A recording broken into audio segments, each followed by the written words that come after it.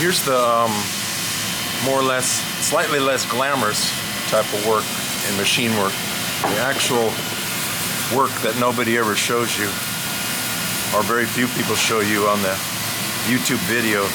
After you machine the part, I don't know if you can see this, but in this case, if this particular customer, maybe I can get a little closer in on this,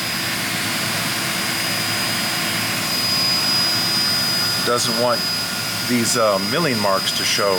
Even though this is within tolerance, the tolerance specifies a flatness of 0.02 of an inch on this, well actually it's just this inside area where an O-ring is going to seal, and a 32 finish. Now, I've sanded this a little, but you can still see some of the milling marks on this end. I've pretty much sanded them out in these areas. But they don't want to see these milling marks, even though this is well within tolerance. So I have to sand it out. And this is the kind of thing with machine work. You know, people don't talk about this too much, but you have to get the part to where the customer's satisfied with it. Even though the tolerances are met, sometimes this is necessary, and you just can't really get around it. It's a thing in the machining business, and you don't necessarily want to get things, well, you can't get things perfect. Nothing is perfect. You get them, if you're making a living doing this, you get them as good as is necessary, is the way I would put it. In other words, you have to get it to pass inspection, and that's all that you're really worried about. You don't, you know, even if the tolerance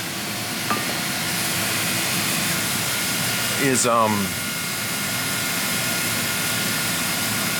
don't know how to put it. If it's real close tolerances, of course you have to meet the tolerances. But if you have some tolerance to work with, you don't necessarily worry about that too much. Like on this particular part, although it's a very complicated part, there actually is 1,200 balloon dimensions on the print that had to be checked and data sheeted by the inspector. And so it's virtually impossible for me to really check 1,200 dimensions. I mean, I might be able to do it, but it would take forever to check every dimension as you machine it, and then try to get that within the middle of the tolerance. In reality, you don't worry about that too much.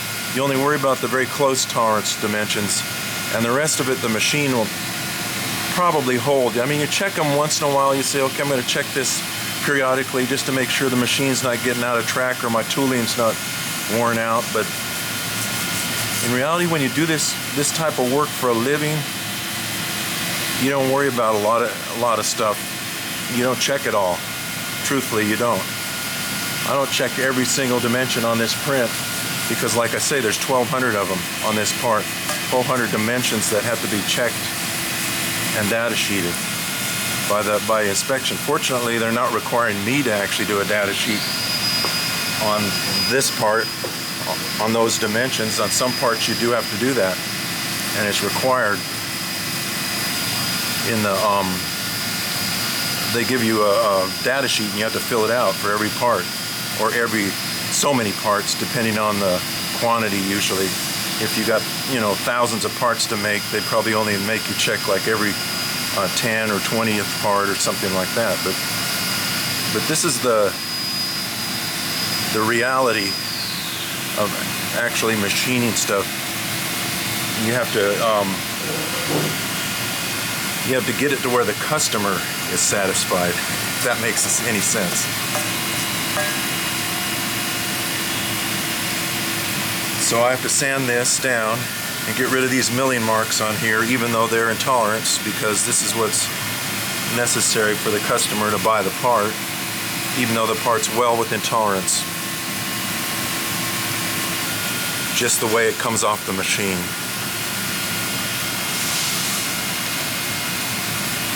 I let here at Centerline, there's actually guys that do deburring, so I don't really do all the deburring. I just deburr what's necessary for me to do my machine work, and I allow them to do it. And on the first few parts, they did this stuff for me, but they get in here with a power sander or like an orbital sander or something of that nature, and it tends to round the corners off. And although it probably isn't out of tolerance, I just don't like the look of it. So on these particular surfaces, I hand sand them like this, just because it remains, you preserve the nice sharp defined corners on here, and it just looks a lot nicer. You have to be ultra careful about hitting your hands. Like I deburr this here with the file because this is razor sharp, and if I hit my hand on this or on this corner here, if I drag my fingers across it too hard, it'll cut me because it hasn't been deburred. They do come back and deburr this a little bit after I do this, but if they get in here with the power sander, because they just don't have the patience to sand this by hand or the time, it rounds these edges off and it doesn't look nice. So I hand sand it, and this is mostly all that I do. I do a little polishing on some holes on the ends, and I sand these flat surfaces, and I tap some holes to depth that aren't quite tapped to depth, and then they take over from there and deburr the rest of the part for me, fortunately, because this is a lot of deburr work, and there's a lot of intersections of, you can't see them, but this whole part is riddled with holes going every direction in here, and you can see all the holes and intersecting, and all of that has to be deburred and checked with a borescope. Make sure there's no deburrs, no debris in there, so that when they assemble this thing, it doesn't have I guess these valves and everything don't get clogged up with a burr or dirt or something like that. But this is kind of the non-glamorous part of machine work, I guess you might call it.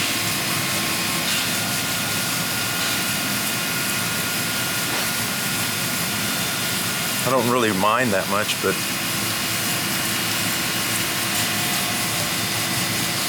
you just got to sit down here and sand on it. It takes time. This is a 240 grit I'm starting with, and I usually don't sand it with any more than that, because 240 leaves pretty smooth finish, and then I go over it with Scotch-Brite, this maroon Scotch-Brite pad, and that's plenty smooth enough for this purpose. Just like this. And also Scotch-Brite will hide very small imperfections too. It's like I say, you don't try to get it perfect, you just try to get it good enough. I know that sounds kind of funny, but that's what you should actually do if you're machining parts. You shouldn't try to get everything perfect, because it takes too much time and effort to do that. You should just get it good enough to where it's in tolerance, the customer's happy, and you get paid for the job. Otherwise you spend too much time on it.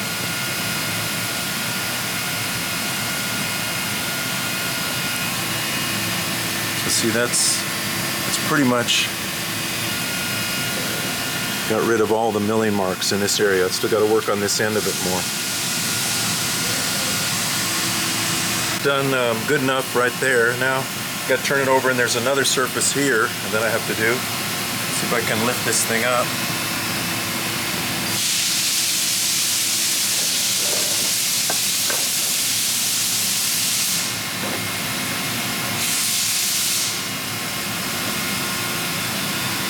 Fortunately, this is titanium, or I wouldn't be able to lift it like that. I have to get the crane.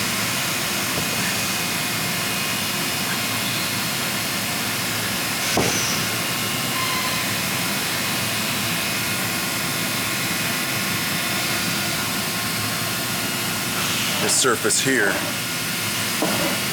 I've got to sand this one the same way. This is just a piece of aluminum that I had.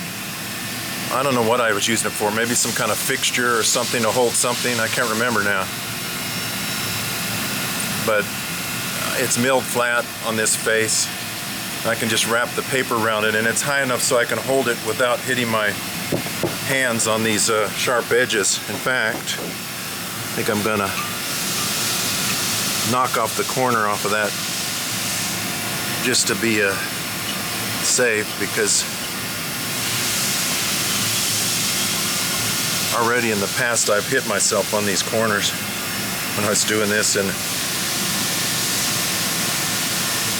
it cuts you pretty bad.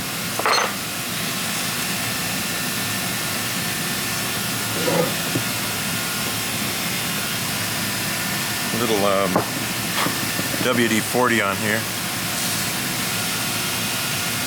Sanding this, you got to make sure that you don't, in the case of this, you want to keep the pressure over the middle of the block.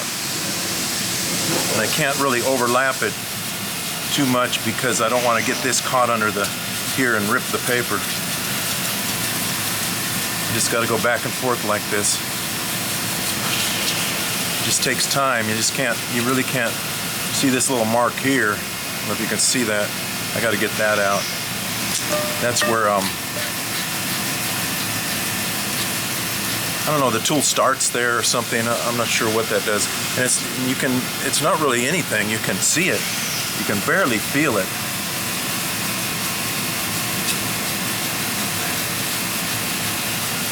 Like I say, they don't want those marks in there. You gotta try to keep the pressure over the center of the block so you don't round things off. Otherwise you'd be, to exaggerate it, you'd be rounding this corner off here.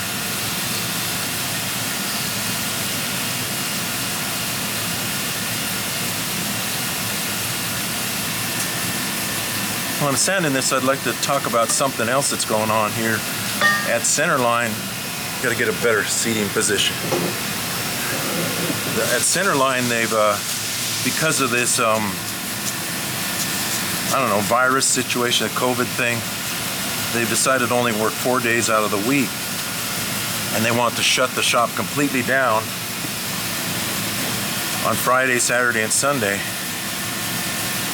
So that only leaves me 4 days to do my work. And this is kind of the reason I haven't been able to produce videos, because I usually did the videos on Friday and Saturday.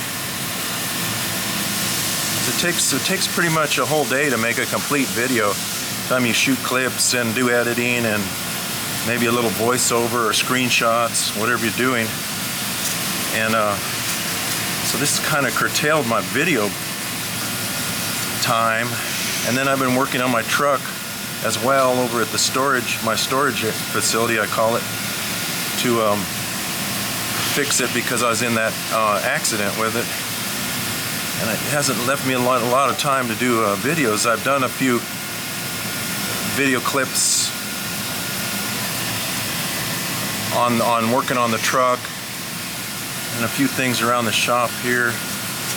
Maybe I'll just insert that and make a small video. I need to make something. I haven't really been able to get back to the anvil project. Starting to turn into like a 60,000 subscriber anvil project now if I don't get back to it, pretty soon. And I do intend to get back to that, but like I say, I normally make the videos on Friday and Saturday, and sometimes Sunday if I'm working Sunday on something, and I can have time to shoot a little video clip. But now that they want to close the shop down, they didn't want to run the big air compressor and all the air conditioning or lights just for me to be in here. And so I do pay rent and should be able to work, so we kind of renegotiated the rent. And they did that for me. So I'm really only paying rent for 4 days out of the week now, because I can't really come in and work the other days. And it's actually leaving me time to work on my truck, which I'm glad for. But that's the reason that I haven't been able to really upload a lot of video content, or any video content, since the beginning of the first video on the anvil, the bigger anvil project. And I know people have been commenting in some of the other videos lately about, what's the deal, am I alright, and this and that, and everything's alright. It's just that situation exists now. I'm trying to work around it. I really have to spend the 4 days out of the week doing work that I make money on, because I make a little bit of money on the YouTube channel. I don't know, I probably average around $500 a month in AdSense money, but it's not enough to really warrant, you know, I mean, if you spend a whole day making a video, if I spend a whole day on something instead of doing work, that doesn't nearly pay for the amount of time that I've lost making the video. But I like to make the videos, and I'm kind of, see how that paper gets caught here if you go beyond that edge? You gotta be careful.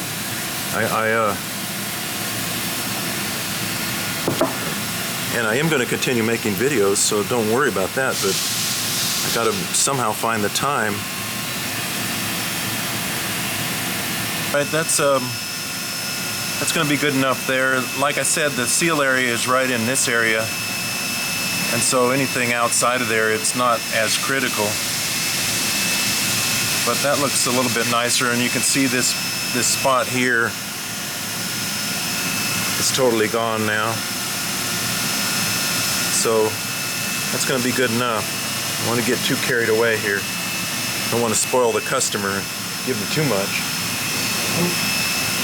So there was that area, and then there was this surface over here, which I had already done when I had it in the machine.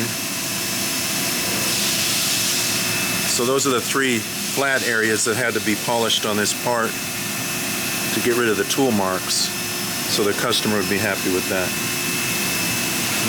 Then there's, if I can get the camera over here, maybe I need to get the light.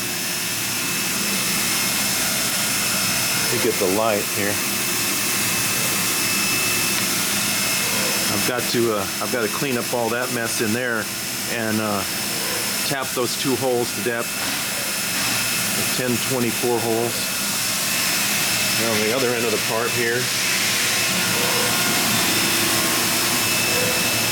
there's 3 holes way back in there. I got to tap 832. I got to tap them to depth and polish those 6 port holes there. And that's pretty much all I have to do to this part before Deburring gets it. And they have to send it out to be, a little thing gets welded in here. I don't know if you can see. Let me I don't know if you can see that right in there, that hole that intersects that recess groove. There's a plug that gets welded into that, so it plugs off the hole that goes back that way to the end of the part. And I guess something wiring or something runs up, and it goes. So you can see it here. You see that hole right there? It comes out there. And there's another hole right there where it goes down further into the part.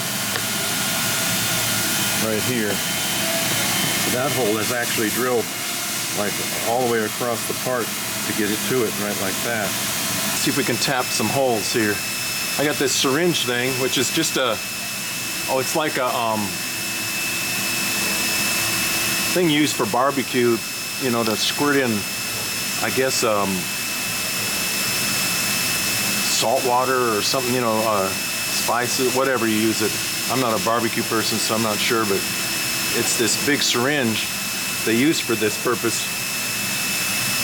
And I put this, it's not really focusing on this because I got it on manual focus, but I put this needle, like long hypodermic type needle, and you can buy those off Amazon,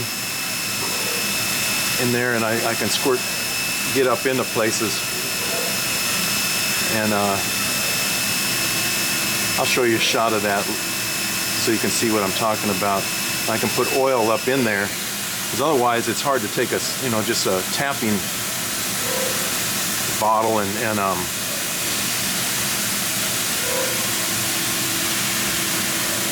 get oil way up in something like this. Now, titanium is particularly kind of tricky to tap, because it kind of sucks down on the taps and kind of gets tight on them. I don't know, you have to have special taps to do it with that have a little more clearance ground on them too. Otherwise they a normal tap will kind of get stuck in the hole, and you gotta go in a little bit and back and forth, because it gets kind of grabs on the tap. Titanium does this, and also beryllium copper does it too, this way on taps. So they're pretty similar in the way they tap. I gotta just tap this down to depth. I tapped it a little ways because I have a fixture that goes up in here. I think I showed that in an earlier video of mine, to drill some holes that intersect that bigger hole down in there. And I have to tap it a little bit to get that, to screw that mounted in there, but it's kind of difficult to tap this on the machine because you're leaning over and you don't want to put too much side force on this tap. So it's easier to finish it out here. I don't tap it to depth with the machine because I can't afford to break a tap up in there. I mean, that would be, I don't know if you can hear that squeaking or not when I'm backing the tap up. It's the way it is with titanium. It kind of grabs on the tap.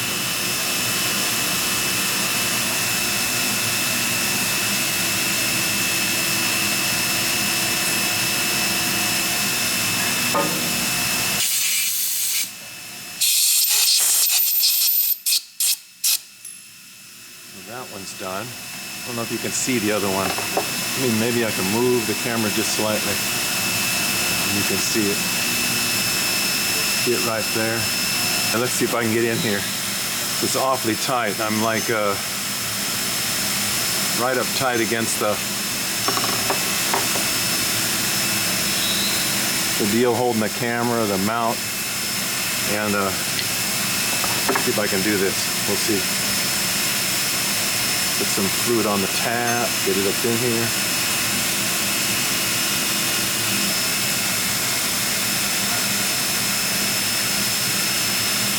I don't know. Might be to move the light a little bit. You can see that even.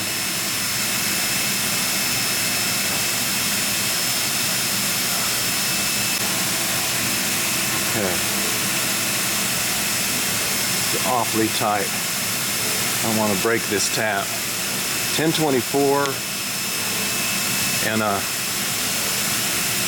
632 are the most difficult threads to tap because the tap itself has the threads are tall in relation to the hole size, or the minor diameter of the hole is small in relation to the pitch, if you will. So it's the weakest of the two American or UN taps, I guess you'd say, are the 1024 and the 632. And of course, the engineers always like to specify those threads for some reason. I don't know why. I think a 1032 would have worked just as good in this area, and it would have been easier to tap instead of a 1024, because that coarser pitch makes the tap weaker, and it has to cut more out of the hole to make the thread. I don't know if I'm shaking the camera around here. I'm trying to more concentrate on this hole rather than make video. Okay, I think that's it.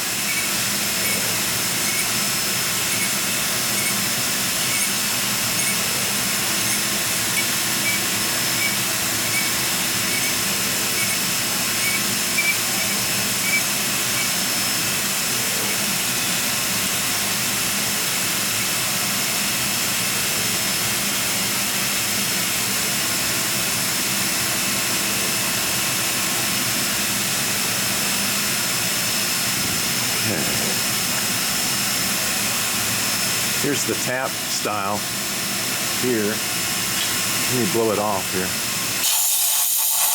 This is a tap I've ground the tip off of it actually a little bit. But this is the tap for titanium. This is actually a plug tap. The bottoming tap spiral goes the other direction on this. And I like these extensions. These are made by maybe you could see that on there. I don't know. See. They're made by RITMAR. These are the best tap extensions that I've found. They kind of have a, let me take it apart, you could see it. Kind of have a collet-like arrangement, and then they have a square drive up in there for the tap to fit in. And it runs real nice and concentric when you tighten this up, if I could do it.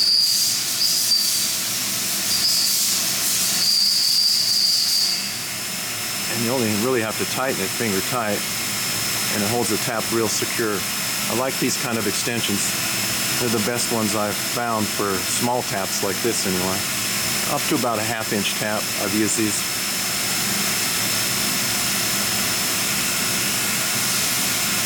Ritmar, I guess, Ritmar? It's the brand. And this is for number 10. They make these down to, well, it holds a number 6 shank, which holds everything in the UN taps all the way down to 080.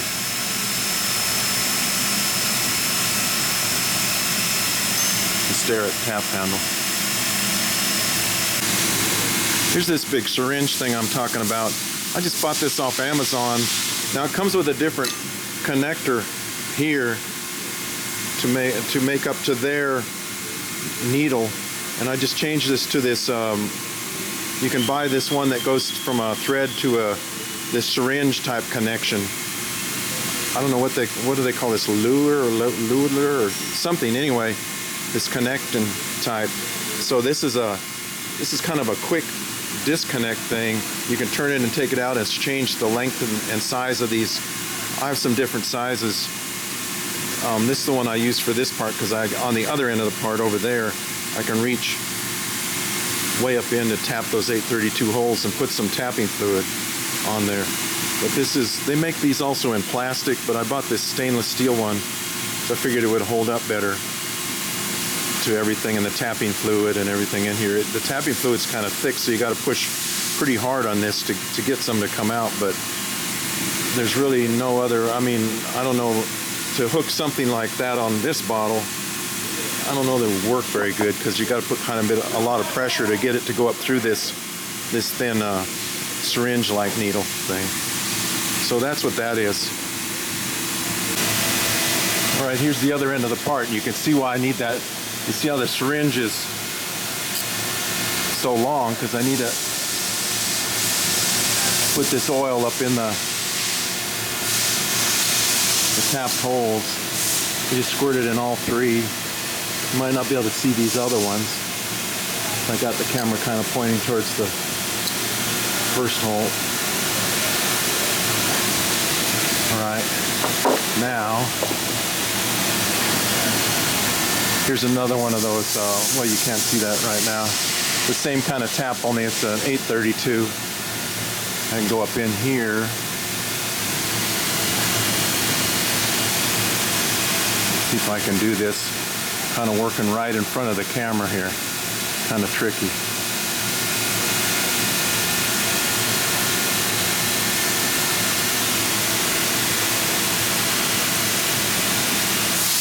Kind of a feel thing.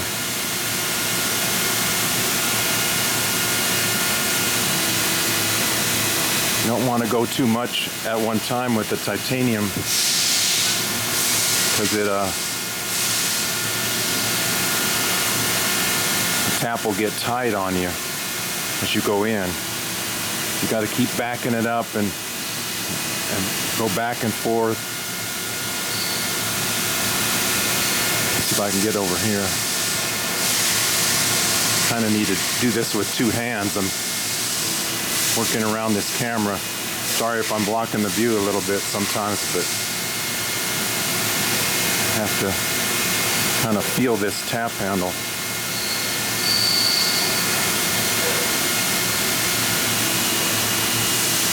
Fortunately, they chose an 832 thread for this, which is much easier to tap than the 1024 thread on the other end of the part. Even though the 1024 is a larger tap, the coarser pitch in relation to its diameter makes it a weaker tap.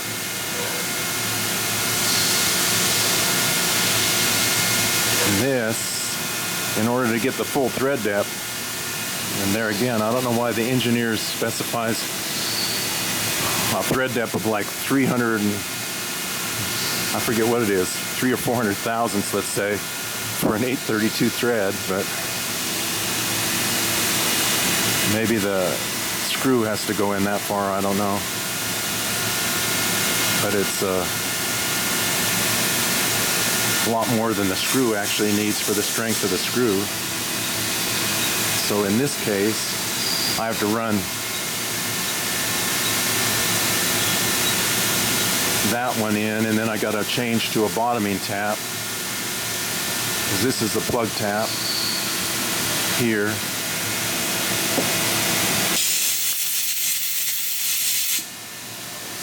And I got to change to the bottoming tap, which I don't know if you can see.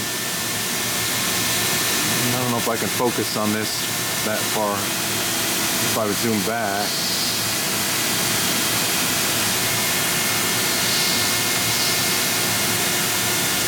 See if I can get this to focus this close. Okay. You see how the plug tap on the left has the spiral going the opposite direction as the bottoming tap on this titanium. That's the way these kind of taps work with titanium, or this brand anyway. I think this is a Vega. I think Vega. Yeah. I don't know if you can see that. It's a Vega tap brand. Let me get back on the hole here. Blow it out a little bit.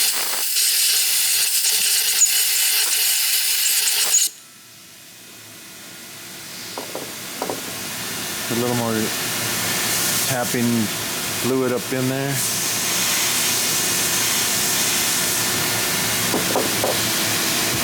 More on the tap itself. You can't see that, it's off. And we're going to drive this one. This usually only takes a turn or so to get the rest of the hole. If I can get it started. Like I say, I'm working right in front of the camera's lens here. So it's kind of difficult.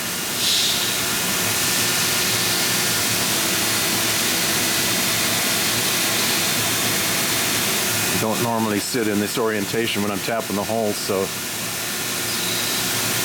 why looks like I'm wobbling all over the place with this extension. The start of that hole is about I think it's about 5.5 inches from the face of the part here in there. 5 1/4, I think, that's what it was. So pretty far up there. And that's it right there. So I can tap the other three. I'm not going to show that. It's the same thing.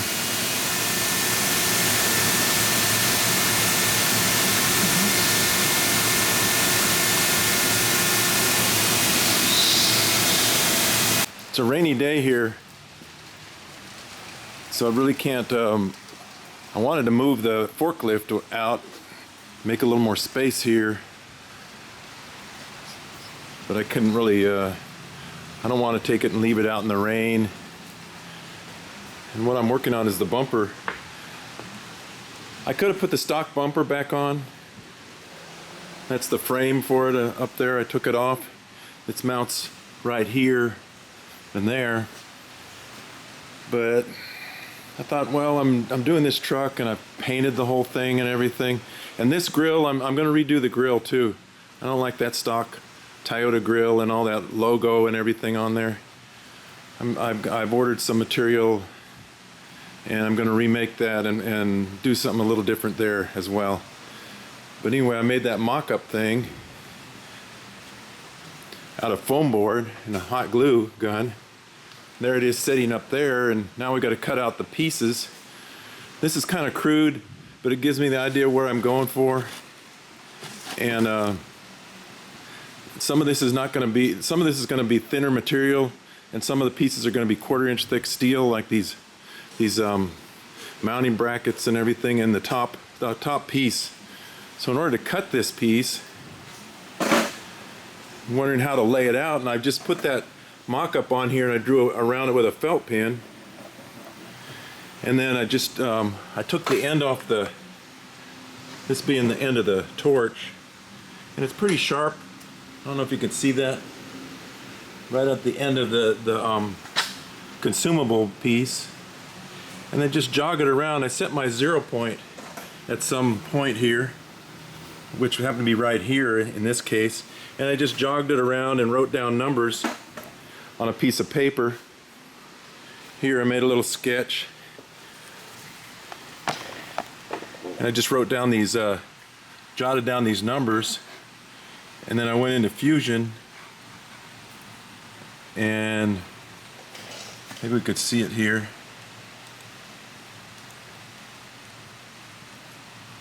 And I just made a sketch. Let me see, edit the sketch like this. I don't know if you can see this. I'm kind of holding the camera at the same time, taking this. Maybe I'll do a screenshot of one of the other pieces a little bit nicer. But and I just put points on there where I took the points off the machine. Just wrote down the coordinates, and then I drew lines between them. And so this is the finished piece. And I'm doing this in 2 halves, obviously, because I can't get it out of the width of the plate. And this piece is going to be 1/4 inch as well, but most of the rest of this is going to be 16th inch or 16 gauge, I should say, steel. And I might reinforce it with some round bars, kind of the way I did here on the back of the bed, and over here with this round bar. And then I went around the whole wheel well here. And I'm also going to replace these wheels and the rims, and I've ordered some from a tire rack. Should be here next week, and I hope I got the offset and everything right. I'm gonna move I've moved the offset out just a little bit more, and if that gives me trouble here with the clearances on this front wheel, the rear wheel won't matter because it's going to clear my bed fine, but on the front wheel I've got a 2-inch lift kit. I might lift this just a little bit on the front. The truck is already higher in the rear because I've replaced these the stock springs, the leaf springs, with ones that have an additional leaf in them, and it's raised the rear end up a little bit. So in order to get it to set more level, I don't know if you can see it here, you probably can't really tell, but it's setting kind of with the rear end up higher than it normally would be, and a 2-inch lift kit on the front would kind of level it out just a little bit more, and it would give me more clearance for the offset. I went with a little bit of a negative offset on the rims, the new ones, which sets the wheel out actually, and we're going to see how that works. So it gives me 2 inches wider stance on the wheel, the track of the wheels of the whole truck.